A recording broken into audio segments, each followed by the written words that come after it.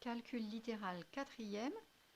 Un exemple particulier, le programme de calcul. Un exemple de calcul littéral que l'on va être amené à utiliser pas mal. En tout cas, pour la suite. Donc, il s'agit d'un exemple. On va considérer le programme de calcul suivant. On choisit un nombre, on soustrait 1 à son triple, on multiplie le résultat par 4, puis on ajoute 4. On note le double du nombre de départ et on annonce le résultat. Question classique. On choisit un nombre, on essaye de voir ce que l'on obtient. On est bien d'accord que dans le programme de calcul posé ici, il faut connaître le vocabulaire de base, le triple, ôter, le double. Tout ça, c'est important de savoir. Et quand on dit multiplier le résultat, ça va vouloir dire qu'on va sans doute utiliser des parenthèses. Alors, choisir un nombre, ici on nous propose 6. Quel résultat on va obtenir? Alors, au début, j'ai 6. Je soustrais 1 à son triple. Je vais écrire à côté le triple de 6. C'est 3 fois 6, c'est-à-dire 18. Donc, première étape, je choisis 6. Deuxième étape, je soustrais 1 à son triple. Donc, je vais faire 18 moins 1. Ça fait 17. Je soustrais 1 au triple de 6. Je multiplie le résultat par 4. Donc, je vais faire 17 fois 4. 17 fois 4. Alors, je pousse un peu ma feuille, j'ai peur que vous ne voyez pas tout.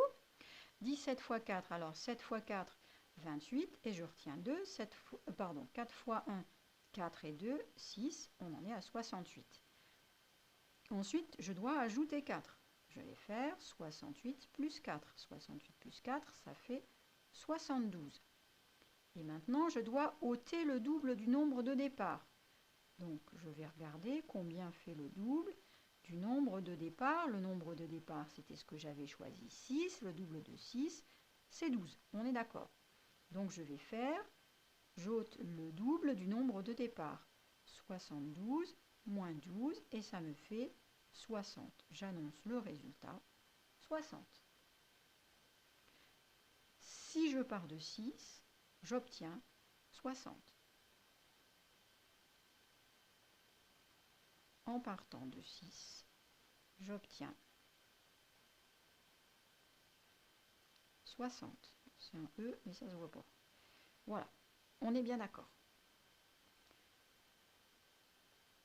Ah ben, 60, c'est 10 fois plus que 6. C'est rigolo, non? Pourtant, on a fait des trucs compliqués, ben voilà. Ça fait 10 fois plus. Petit 2. Pour prouver qu'on obtient toujours un certain résultat, on écrit le diagramme de programme, puis on écrit l'expression littérale qui traduit ce diagramme. Alors, soit puis, soit au fur et à mesure, en fait. Donc, il s'agit ici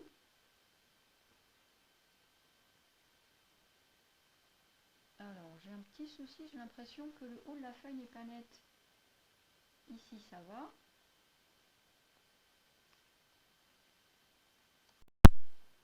Voilà les problèmes de netteté. Donc, on va essayer de montrer qu'on obtient toujours la même chose, peut-être bien 10 fois le nombre de départ, puisque c'est ce qui apparaissait dans notre exemple. Alors, pour y arriver, on va choisir le diagramme avec le nombre x, parce que je veux montrer que c'est vrai, non pas pour le nombre 6, puis 2 ou 3 ou 4 ou 10 exemples numériques, mais vraiment pour tous les nombres qui existent sur la planète, qui existent depuis que l'homme est le monde, depuis que l'homme est homme, depuis que le monde est monde, etc. Donc vraiment, il me faut un nombre, n'importe quel nombre. Il faut que ça marche tout le temps, tout le temps, tout le temps, tout le temps. Donc je vais choisir ce nombre, je vais dire je ne le connais pas, je lui donne un nom. Bon, bah pour changer, on n'a pas beaucoup d'imagination, on va l'appeler x, ce nombre. D'accord? Et donc, je vais partir du nombre x. Et je vais suivre mon programme de calcul. Donc, le triple de x, c'est 3x. Ensuite, on me dit soustraire 1 à son triple. Donc, je vais faire Le triple, c'est 3x. Je soustrais 1 à 3x. Voilà. Est-ce que je peux calculer ce machin? Ben là, j'ai cette expression. Ben, j'ai 3x, ça veut dire 3 fois x. 3 fois x moins 1. Ce sont 3 xylophones moins 1, rien du tout. Je ne peux pas calculer davantage. Donc ça va rester comme ça. Ensuite, le programme me dit multiplier le résultat par 4. Donc je vais faire 4 fois ce que j'ai obtenu, c'est-à-dire 3x moins 1. Bah, ça, c'est ce que j'aimerais faire, mais ce n'est pas ce que j'ai écrit.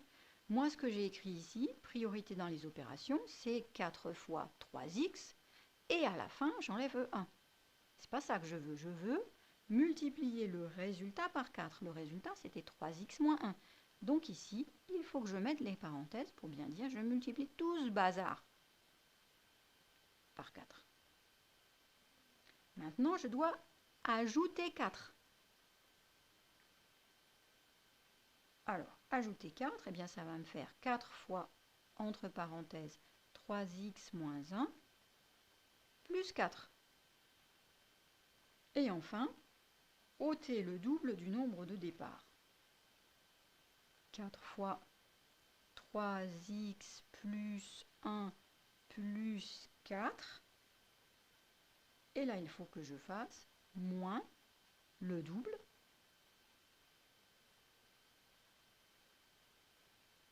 C'est-à-dire moins 2x. Voilà le résultat final de mon programme de calcul.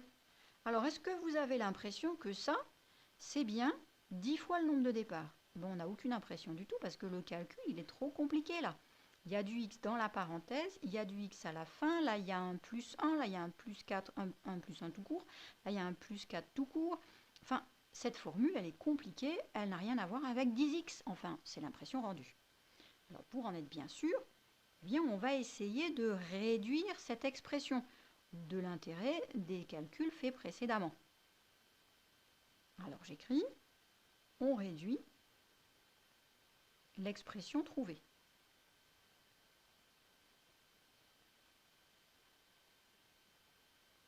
Alors, dans tout ce bazar ici, si je connaissais le nombre x, si j'avais choisi par exemple le 6, par quoi j'aurais commencé? Puis il faudrait que je commence par la parenthèse. Et dans la parenthèse, 3 fois x plus 1, il faut que je commence par le 3 fois x. Donc je vais réduire en pensant à ça. Mais je ne peux pas calculer 3x plus 1.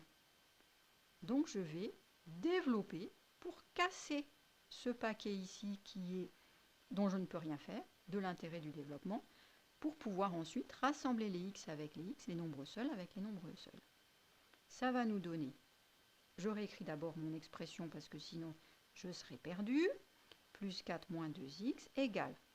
Je vais développer le 4 à l'intérieur de mes parenthèses parce que j'ai 4 lots de 3x plus 1.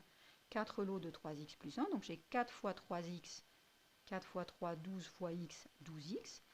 4 fois 1, 4. Plus fois plus, plus, donc c'est que des plus, c'est plus 4. Encore plus 4.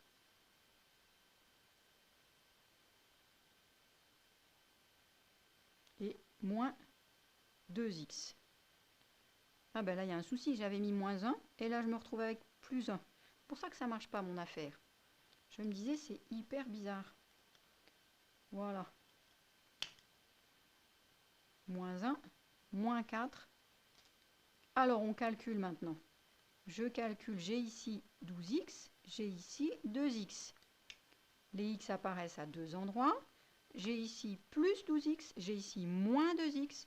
Donc, en termes de x, ça va me donner 10x. Et ici, j'ai plus 4, moins 4, pardon, plus 4, c'est-à-dire plus 0. J'ai bien 10x. Autrement dit, quand je pars de x, j'arrive à 10x. On a donc prouvé que le programme multiplie par 10. Et c'est vrai, quel que soit le nombre choisi parmi l'infinité des nombres existants. C'est vrai pour n'importe quel nombre. Je l'ai prouvé. C'est vraiment une preuve que l'on a fait là. Et mathématiquement, cette affaire, c'est hyper fort. C'est vraiment très très fort. On l'a vraiment prouvé.